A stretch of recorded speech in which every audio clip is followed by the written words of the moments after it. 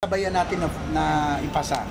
I principally authored and sponsored the Universal Healthcare Law, the National Integrated Cancer Control Act, kasi mahal din ang cancer. Yes. No, at least with the passage of this bill, mayroong Cancer Assistance Fund, research para bumaba yung cost ng cancer. Kasama rin yung national, yung itong Mental Health Law 2019 with the aim of establishing mental health units in selected hospitals, no, public hospitals, para lahat magkaroon ng access kahit sa probinsya.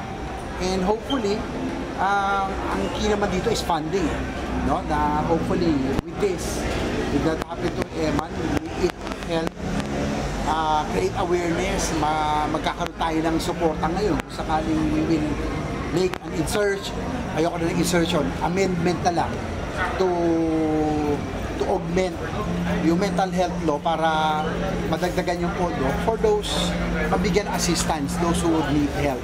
Kasi kailangan siguro sa atin awareness din sa ating mga Pilipino that it's okay not to be okay. Sabi nga na hindi masamang pumunta sa psychologist, sa psychiatrist, to seek counseling kasi minsan hindi pa hindi pa accepted sa atin yun. Akala pag pupunta ka sa psychologist, psychiatrist, baka isipin meron kang something, di ba? Hindi yun, no?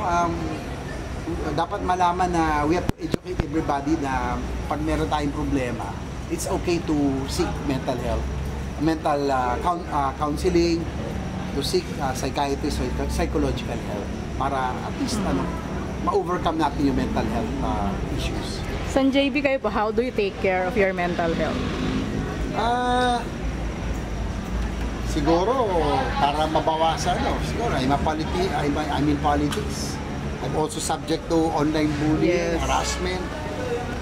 Tinitignan ko na lang yung reaction pag kung may social media, hindi ko na binabasa yung comments kasi naapektuhan ka para mabawasan yung toxicity. Life is already toxic as it is because of the situation now, so para mabawasan, dala kayo magbasa siya ng comments. Madalas naman okay naman. So, but that's life, parang ganun eh. Titignan mo lang yung reactions, mas marami talaga yung likes, and so happy ka na nun. Talagang, meron kasi talagang iba parang basta lang may masabi. Yun na nakakasakit doon na sana mabawasan natin. Let us learn from what Eman has espoused and advocated. Let us give a little kindness every day. Yun lang. There's just too much hate already